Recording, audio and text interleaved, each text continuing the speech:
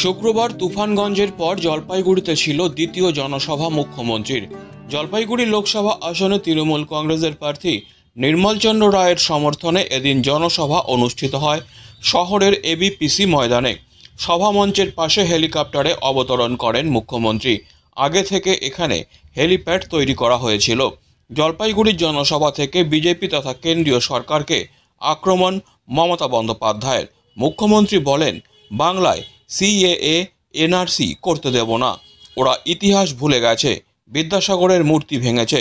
100 দিনের টাকা 3 বছর ধরে দেয় না কেন্দ্রীয় সরকার। ওদের কোনো লজ্জা নেই। ওদের দুটো কানই কাটা। যেহেতু নির্বাচন বিধি লাগু রয়েছে, তাই নির্বাচন কমিশন অনুমতি দিলে জলপাইগুড়িতে ঝড়ে ক্ষতিগ্রস্ত সকলের জন্য বাড়ি তৈরি করে দেওয়া হবে। ক্ষতিগ্রস্তদের জন্য টাকা প্রস্তুত রয়েছে, কিন্তু বিজেপি মানুষের ত্রাণ পাওয়া নিয়েও বঞ্চনার অভিযোগ করছে।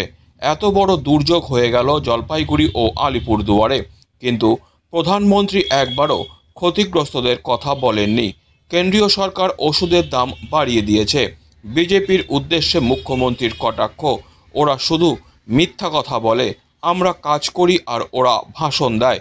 তিনি আরও বলেন, আমি যেটা বলি সেটা করি, আমি মিথ্যে কথা বলি না। ওরা দেশটাকে বিক্রি করে দিয়েছে। নির্বাচন এলেই গ্যাসের দাম কমানো হয়, আর নির্বাচন চলে গেলেই বাড়িয়ে দেওয়া হয়। এর পাশাপাশি এদিন একাধিক বিষয় নিয়ে কেন্দ্রীয় সরকারকে আক্রমণ করেন মুখ্যমন্ত্রী মমতা বন্দ্যোপাধ্যায়। এদিন দুপুর 3টে নাগাদ জনসভা শেষ করে মুখ্যমন্ত্রী মমতা বন্দ্যোপাধ্যায় রায়গঞ্জের উদ্দেশ্যে রওনা হয়ে যান।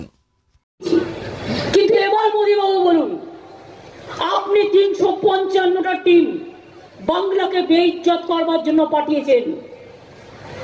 তারপরেও আজ 3 বছর 100 দিনের কাজের টাকা আমাদের কেন নেই?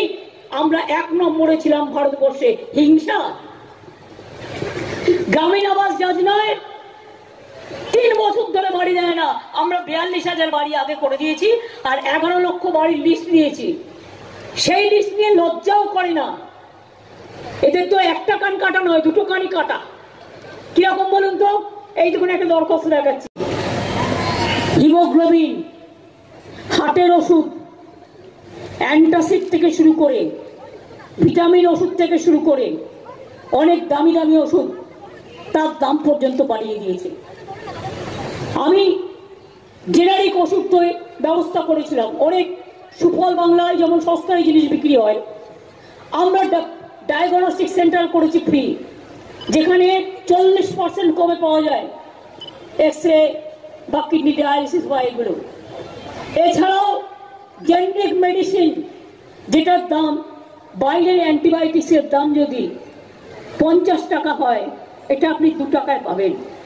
এর জন্য ফ্রি প্রাইস মেডিসিন সব করে দিয়েছি। মানুষ যখন বিপদে পড়ে তখন সব মানুষকে একভাবে দেখতে হয়। আমরা কখনো বঞ্চনা করি না। এখানে প্রধানমন্ত্রী এলেন গতকাল, তিনি অনেক বিরুদ্ধে কথা বলেছেন, কিন্তু জলপাইগুড়ির কথা তো একবারও বলেননি। আলিপুরদুয়ারের মানুষগুলো এত বিপদে আছে, একবারও বলেননি। তখন কি মোদিকা গ্যারেন্টি কোথায় গেল?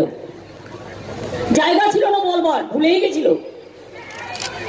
কারণ টুইট তো পার্টি থেকে করে, আর আমি তো নিজে ফিজিক্যালি পৌঁছাই। এর আগেও জলপাইগুড়ির মানুষ জানেন, জলপাইগুড়ি সদরের মানুষ কিভাবে আপনাদের রাস্তায় জল উঠে আসতো। গৌতম দেবকে দিয়ে তখন 6 কোটি টাকা, 11 কোটি টাকা খরচ করে এনআরসি হচ্ছে লেজার।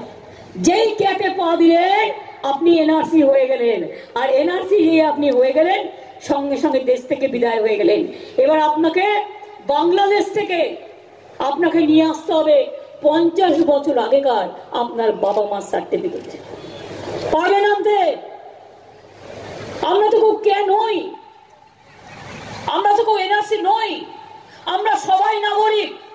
কি মা বোনেরা আমার, লক্ষ্মীর ভান্ডার পান, ভোটে ভোট দেন ভাইরা, খেলা করেন, ছাত্রছাত্রীরা পড়াশোনা করেন, মাঠে ময়দানে কাজ করেন, সংসারের কাজ করেন, মোদীবাবুকে বলুন, আপনাকে যে 10 বছর ভোট দিয়ে প্রধানমন্ত্রী করেছেন কারা? আমরা যদি নাগরিকই না হই তাহলে আমাদের ভোটটা নিলেন কি করে? মুখ্যমন্ত্রী, প্রধানমন্ত্রী, পঞ্চায়েত, জেলা পরিষদ সবই তো কর্পোরেশন, সবই তো গণতন্ত্রের ভোটে হয়। আপনি গণতন্ত্রটাকে হত্যা করে দিচ্ছেন। আর একদিনে 147 জন এমপিকে সাসপেন্ড করে 39টা আইন পাশ করে নিয়েছে। তাতে হজবরল কে আছে কিচ্ছু জানি না। আইনে বলছে যে কোনো সময় যে কোনো কাউকে ধরবে, জীবনের জন্য তাকে আর বেরোতে দেবেন না, কোনো বিচার পাবেন না। গণতন্ত্রের বাণী নীরবে নিবিতে কাঁদবে।